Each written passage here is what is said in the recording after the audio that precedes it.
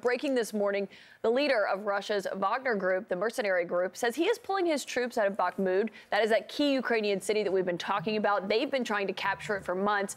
It now has heavy casualties. The leader of this group is publicly blasting Russian military leaders, accusing them of not supplying his men with ammunition. He posted an angry video on social media standing next to a pile of what he says were dead mercenaries. We have a warning out. We have blurred this video, but it is still very graphic. These men here who died today are Wagner PMC. Their blood is still fresh. You think you are the masters of this life? You think you can dispose of their lives? You think because you have warehouses full of ammunition that you have that right? The man you see there is Yevgeny Prigozhin. He is also a powerful oligarch known as Putin's chef because he operates a catering business and is very loyal to the Kremlin, or was once seen as so. He has been openly recruiting mercenaries from prisons, including convicted murderers, throwing them into the bloody fight in Bakhmut with little to no military training. Ukrainian forces say it has essentially been a meat grinder for these Wagner fighters. CNN's senior international security correspondent Nick Payton-Walsh is live in Zaporizhia in eastern Ukraine. Nick, I wonder how significant you see this video and this announcement from Prigozhin as, given you've been covering this for so long.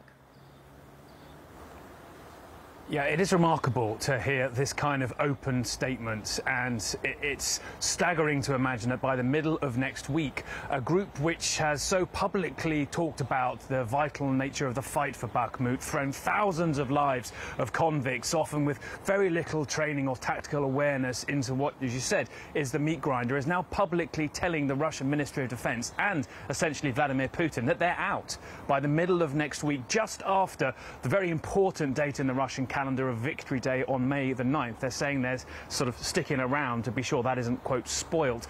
Now, it is an extraordinary challenge to the Kremlin on the surface, and certainly suggests that the rifts inside the Russian military, its different branches that seem to potentially have been healed in recent weeks, well, they're way out in the open. That video, that is a man essentially who's brought people to the front line and thrown them towards Ukrainian guns very callously, suddenly claiming to have great emotion for the bodies behind him. But it is an absolutely stark suggestion as to the poor condition of Russian forces and the bickering internally. I have to hold out the possibility that this might be some bid to get the Ukrainians to rush towards Bakhmut, seeing an opportunity. But I have to say, this is now 2 days, 3 days of very embarrassing things for Vladimir Putin. We have the drones over the Kremlin. Whatever happened there in reality, it's certainly not a good look to have to admit to 2 drones flying over the heart of your government and damaging the roof there with an explosion.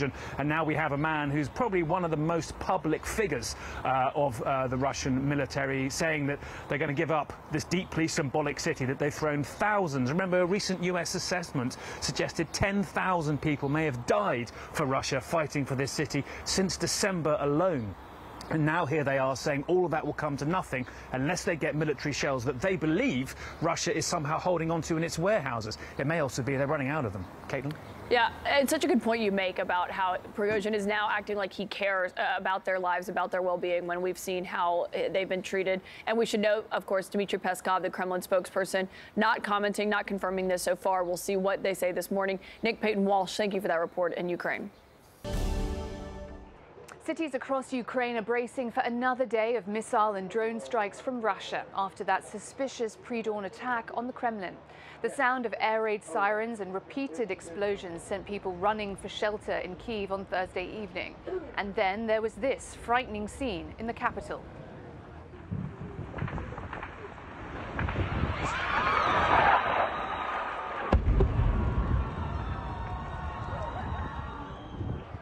That, though, was actually friendly fire, a malfunctioning Ukrainian drone shot down by Kyiv's Air Force. No casualties or injuries reported.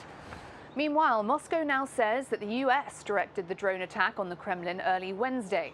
Russia called it an assassination attempt against President Vladimir Putin. The US National Security Council spokesperson John Kirby dismissed the claim as ridiculous and lies.